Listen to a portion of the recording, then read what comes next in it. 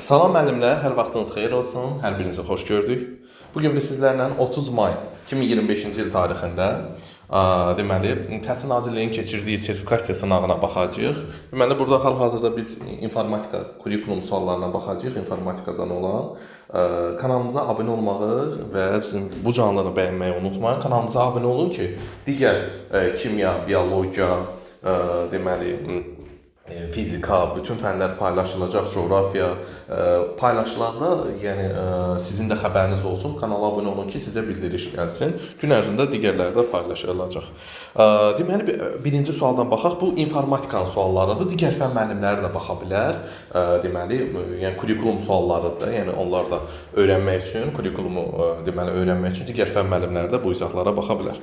Müəllim dərsdə verilən təqdimatı və verilənlərin təqdimatı və vizuallaşdırılması mövzusunu izah etdikdən sonra şagirdlərə belə bir tapşırıq verir. Məlumatların vizual təqdimatı ilə bağlı bir layihə hazırlayır. İstəsəniz Excel və Google-da diaqram qurun. Canva ilə deməli, infografika hazırlayın, təqdimatı yaradın və məlumatların təqdimatı mövzusunda qısa video şərh hazırlayın. İnformatikaya aid, proqramlara aid müəllim bir tapşırıq verir. Tapşırığın formasını siz seçin.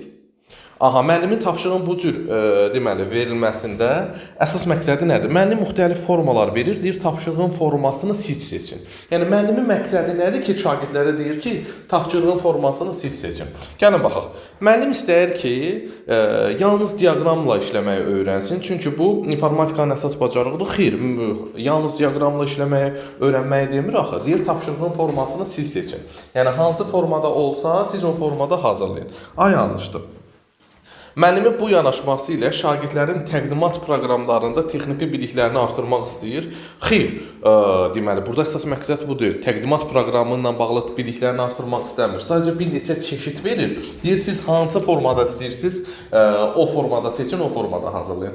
Yəni, burada müəllimin əsas məqsədi başqa şeydir. Müəllimin məqsədi dərsi əyləncəli və rahat atmosfer yaratmaqdır. Xeyr, müəllim bu tapşırıqla şagirdlərin hansı üsulla daha yaxşı öyrənməyini müəyyənləşdirmək istəyir. Bəli, baxın, müəllimin əsas məqsədi budur. Müəllim şagirdlərə müxtəlif seçimlər verir və şagirdlərə deyir ki, tapşırığın formasını siz seçin. Yəni, siz hansı formada istəyirsinizsə, tapşırığı o formada seçin. Yəni, məqsəd odur ki, görüm hansı şagird hansı tərzdə öyrənir. Şagirdlərin öyrənmə tərzlərini, öyrənmə üsullarını müəllim müəyyənləşdirsin, bilsin. Ondan sonra tapşırıq verərkən şagirdlərə o üsullarla müəyyənləşdirsin. İndi burada D variantı düşür də. Doğru cavab D.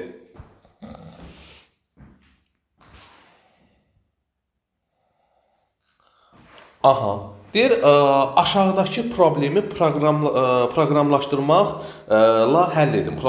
Proqramlaşdıraraq həll edin. Burada əksəriyyəti informatikaya aid terminlərdir. Aşağıdakı problemi hansı formada həll edin? Proqramlaşdıraraq həll edin. İki nöqtə arasında məsafəni hesablamaq üçün Pifaqor teoremindən istifadə edən bir proqram hazırlayın. Nöqtələrin koordinatlarını 0, 0 və D8-dir. Proqram istifadəsinin D ədədi üçün giriş qəbul etməli və məsafəni onlu kəsr şəklində çıxarışla göstərilməlidir. Deməli, dəyərli yoldaşlar, bu müəllim bu tapşırığı verir də, düzdürmü? Şagirdlər və şagird bu deməli məsələdə, bu tapşırıqda deməli nə edir? Şagird bu tapşırıqda sadəcə düstur əsasında, verilmiş düstur əsasında nəsə tapşırığı, məsələni həll edir. Düstur əsasında tapşırığı yerinə yetirmək artıq keçən ildən etibarən bu dəyişibdir. Diqqətli olun, əziz sertifikasiya gedən müəllimlər, MİQ-ə gedən müəllimlər.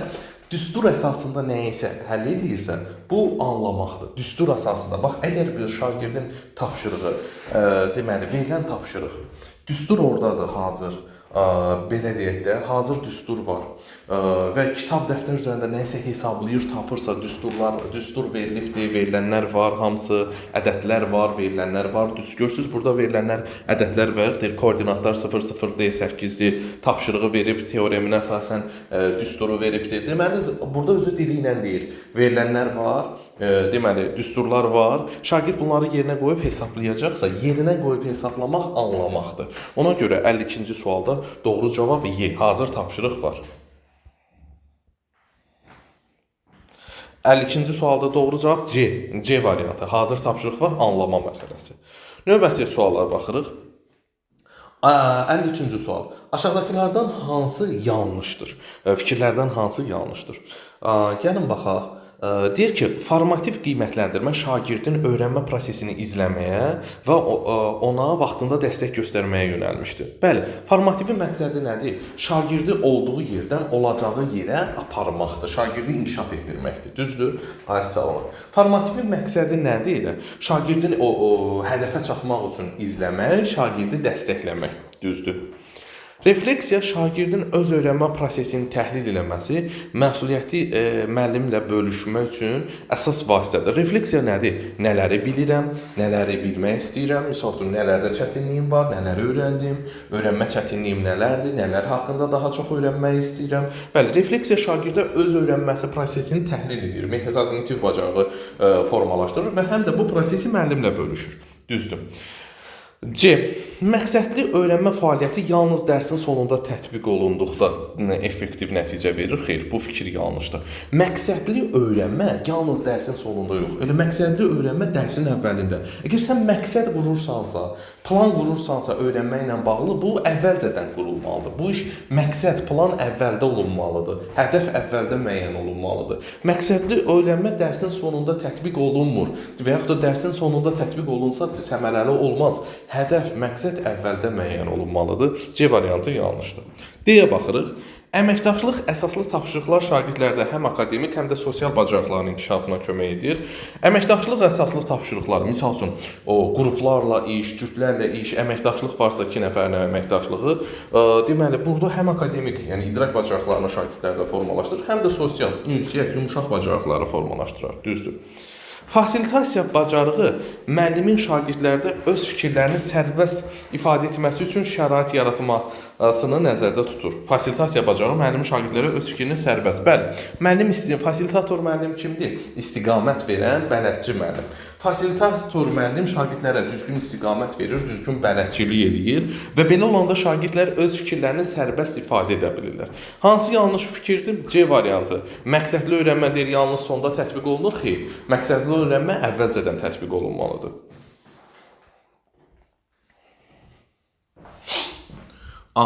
Növbəti 4-cü suala baxırıq, yəni 54-cü suala. Alqoritmlər və ardıcıllıqlar mövzusunu keçirsiniz. Sinifdə alqoritmlər və ardıcıllıq mövzusunu keçirsiniz. Şagirdlər qruplarda sadə tapşırıqlar üzərində çalışırlar. Lakin qruplardan birinin çaşqınlıq içində olduğunu və irəliyə gedə bilmədiyini görürsünüz. Onlar sakit oturublar, nə edəcəklərini bilmirlər. Halbuki digər qruplar tapşırıq üzərində rahatlıqla işləyirlər. Siz istəyirsiniz ki, bu qrupa cavabı birbaşa demədən onların özlərini düşündürərək problemin həllinə yardım edəsiniz. Verilənlərdən bu qrupun öyrənməsini asanlaşdırmaq üçün təklif edilən ən effektiv yanaşma hansıdır? Deməli, dəyərli yoldaşlar, müəllim ardıcıllıqlar və alqoritmlər mövzusunu keçir, şagirdlərə qruplara bölür, şagirdləri. Məlum olur ki, qrupun biri çox passivdir. Müəllim də istəyir ki, hazır cavabı demədən həmin qrupu aktivləşdirir. Hansı yanaşma, ən effektiv yanaşma hansıdır? Gəlin görək, bunun üçün təklif edilən ən effektiv yanaşma nədir? Onlara təlimatı yenidən diqqətlə oxumalarını tapşırırsınız. Diqqətinizi başqa qrupa yönəldirsiniz. Bu, onların müstəqil işləmə bacarığını artırar və dərs planına uyğun irəliləməyinə şərait yaradar. Xeyr. Yoldaşlar, demir ki, dəyərli yoldaşlar, həmin o qrup, belə deyək də, tapşırıqların təlimatını başa düşmür. Belə bir şey demir. Və yaxud da həmin onlar, və yaxud da özləri oxuyub başa düşsəydilər, zaten birinci dəfədə başa düşərdilər. Siz deyin ki, onlara oxusunlar özləri, siz də diqqətinizi başqa qrupa yönəldin. Xeyr, bu səhvdir.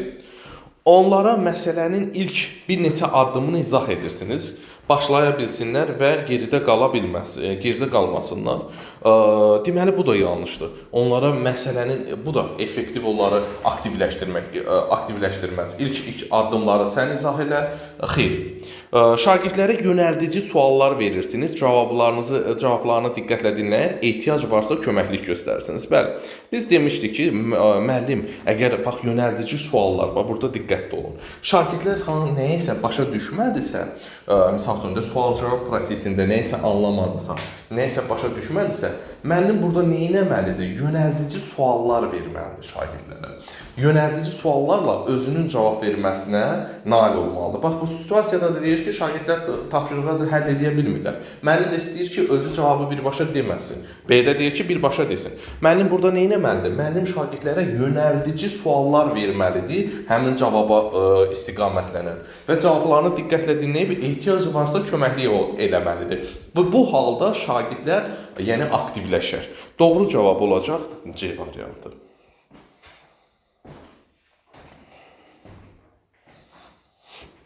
55-ci suala baxırıq. Müəllim şagirdə suala müraciət edir. Qrup işini təqdimat edərkən komanda üzvlərindən bir çox az danışır və öz fikirlərini ifadə etməkdə çətinlik çəkir. Komanda lideri olaraq bu vəziyyətdə necə yanaşarsan?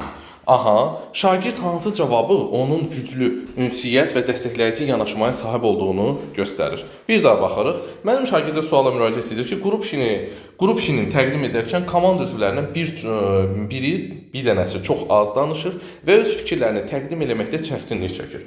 Mənim şagirdə deyir ki, bax sən komanda lidersən. Görsən ki, bir uşaqda qrupda bir uşaq az danışır, fikirlərini də ifadə edə bilmir. Komanda lideri olaraq sən nə edərsən? Şagird hansı cavabı versə, bu onda ünsiyyət və dəstəkləyici yanaşmaya sahib olduğunu demək olur. Onun yerinə mən danışar, vaxt itkisinə yol verməzdim. Xeyr, A variantı yanlışdır. Şagird belə deyirsə, deməli şagirddə ünsiyyət bacarığı yoxdur, ancaq özü danışır. Ona təqdimatdan əvvəl hazır cavabları verərdim, sadəcə əzbərləsin. Xeyr, ona təqdimatdan əvvəl hazır cavabı verəcəm ki, götürsün, əzbərləsin, bu da yanlış yanaşmadır. Ona söz haqqı verər, fikrini rahat ifadə etməsi üçün motivasiya edici və anlayışlı davranardım. Bax, bəli, düzgün cavab budur. Deməli, həmin şagird də söz haqqı verərdim, öz fikrini rahat mənə çatdırsın deyə onu həvəsləndirərdim, motivasiya edici olardım və onun bütün fikirlərini anlayışla qarşılayardım. Bəli, belə olsa, həmin şagird də deməli, nə edir? Prosesə digər şagirdlər kimi aktiv qoşular. Doğru cavab C variantı da. Onun yerinə mən danışım, ona əvvəlcədən cavabları hazır verim, nədən qoy rahat danışa bilsin. Xeyr, belə fikirlər yanlışdır. Doğru cavab olacaq C variantı.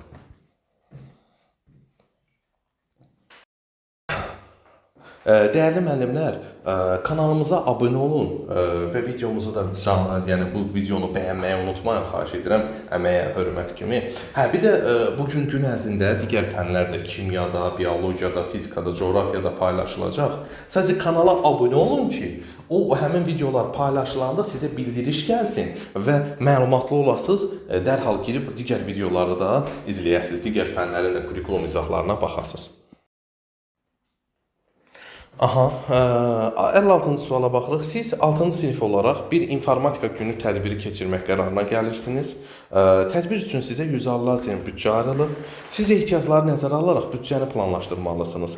Xərcləri uyğun şəkildə elə tənzimləyin ki, ümumi xərc 150 manatdan AZM-dən çox olmasın. Bu, dəyərli yoldaşlar, elə burada yazılır. İnformatika və riyaziyyatın, deməli, nə edir, dəyərli yoldaşlar? Əlaqəsidir. Bu, yalnız fənlər arası. Deməli, burada çox adam fənn üstü də götürür, fikirləşir ki, xeyr, tədbiri təşkil eləmirlər, sadəcə tədbirin planını qururlar. Həmin o tədbiri hazırlayıb həyata keçirsəydilər, desəydi ki, artıq tədbir keçirdilər, bu olardı, burada fənn üstü inteqrasiya olardı, öyrəndiklərin həyatla əlaqəsi. Amma müəllim deyir ki, qərarına gəlmisiniz, tədbir keçirmək qərarına gəlmisiniz, bunun üçün büdcə qurursunuz, yəni həyata keçirməyiblər. Sadəcə, yəni başlayırlar, burada informatikaya aid, informatika günü var, informatikaya aiddir və bir də riyazi hesablamalar aparırlar, 150 AZM büdcə ayrılıbdır, bunu hesablamalısınız. Yəni, burada yalnız fənlər arasıdır. Əgər bu tədbiri həyata keçirdib hazırlasaydılar, fənn üstü də olardı. Tədbiri həyata keçirməyiblər, sadəcə tədbirin planını qurublar. Deməli, bu riyaziyyatdan istifadə edib onun büdcəsini hazırlayıblar, heç tədbirin ümumi planını da qoymayıblar. Sadəcə riyaziyyatdan istifadə edib tədbirin büdcəsini hazırlayıblar. Bir də informatika gününə aiddir. Deməli, informatika ilə riyaziyyat yalnız fənlər arası olacaq D variantı. 57-ci suala baxırıq. Siz 8-ci sinifdə dərs deyirsiniz. Son zamanlar müşahidə edirsiniz ki, bəzi şagirdlər tapşırıqlardan qaçır, özlərini mən bunu bacarmıram, bu mənə çox çətindir kimi ifadələrlə məhdudlaşdırırlar. Yəni bu ifadələrlə, yəni özlərini məhdudlaşdırırlar, tapşırıqlardan qaçırlar. Aha, siz bu vəziyyəti dəyişdirmək və şagirdlərin özünə inamını, daxili motivasiyasını artırmaq istəyirsiniz. Bu strategiyalardan hansının tətbiqi situasiyada ən məqsədə uyğundur? Aha, şagirdlər yəni bəzi inkişafa qapalı düşüncə tərzinə düşüblər də, düzdürmü? Siz də bunu dəyişmək istəyirsiniz. Şagirdləri deməli hansı daha məqsədə uyğundur? Özünə inamı artırmaq istəyirsiniz. Şagirdlərə motivasiya edici videolar izləməyi tapşırırıq. Bu onların ruh yüksəkliyini artıra bilər. Aha, daha məqsədə uyğundur, ən məqsədə uyğun. Bu məqsədə uyğundur, amma daha da məqsədə uyğun, bundan da daha yaxşısı olar. Şagirdə deyirəm ki, ged evdə özün motivasiya edici videolar izləməyi tapşırıram. Bəlkə mən özüm hazırladım, gətirim, video izlədim. A variantı, yəni məqsədə uyğun deyil, yəni bu problemi aradan qaldırmaz. Şagird özü gedib baxmaz heç vaxt. Müəllim özünə addım atmaq lazımdır, atmalıdır. Şagirdə tapşırmaq bu məqsədə uyğun addım olmaz. Şagirdlərə uğur qazandıqları və yaxşı işlədikləri halları xatırlatmaq, onları bu cür hallar üzərində düşünməyə və özlərini güclü hiss etdikləri anlarla əlaqələndirməyə yönəltmək olur. Bax, B variantı olar.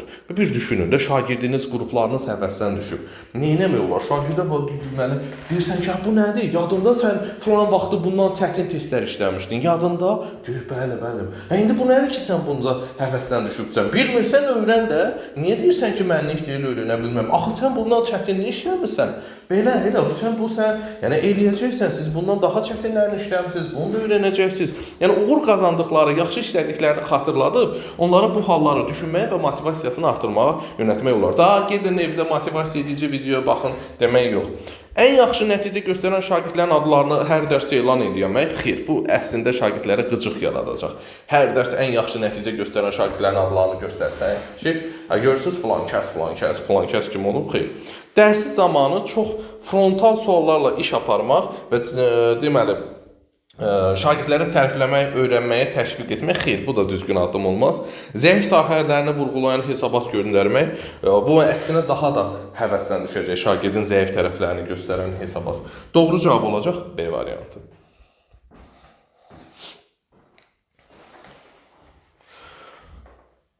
58-ci suala baxırıq. Təsəvvür edin, məktəbiniz üçün yeni kompüter laboratoriyası qurmaq planlaşdırılır. Sizdən tələb olunur ki, lazım avadanlıqları müəyyən edin. Kompüter, printer, masa, stul. Onların qiymətlərini araşdırın və məktəbdə ayrılmış büdcəyə uyğun alqı-satqı planlaşdırın.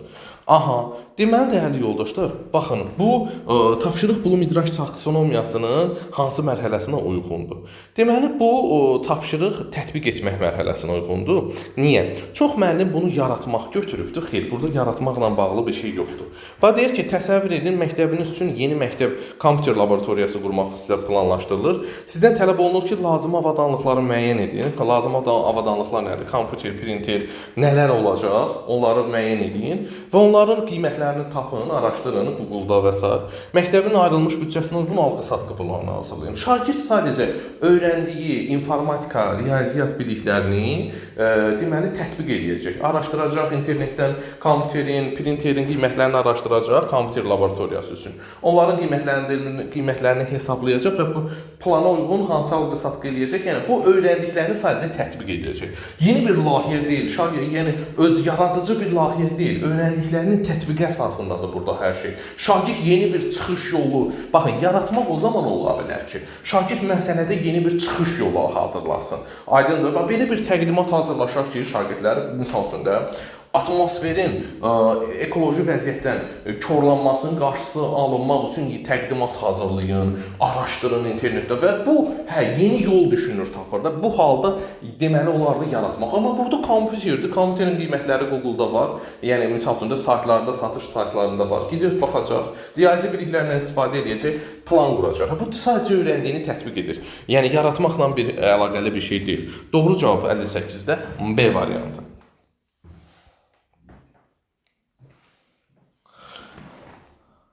59-una baxırıq.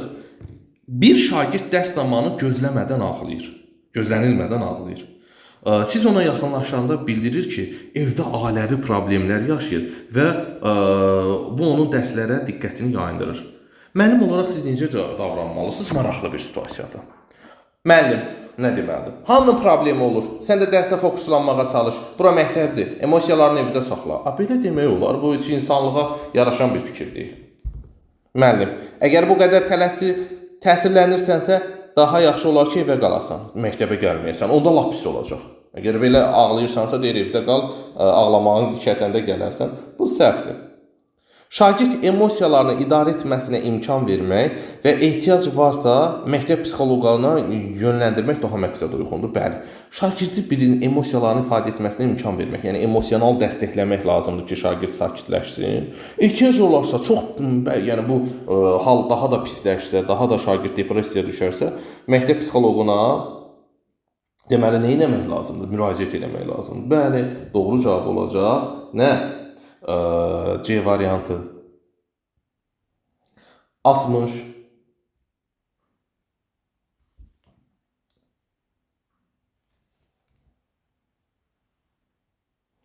Aha. Deyir ki, sinifdə iki şagird arasında sosial mediada baş vermiş mübahisə məktəbdə də davam edir. Instagramda, Facebookda, TikTokda hansısa bir mübahisə olub, bu məktəbdə də davam edir və bu digər şagirdlərə də mənfi təsir göstərməyə başlayır.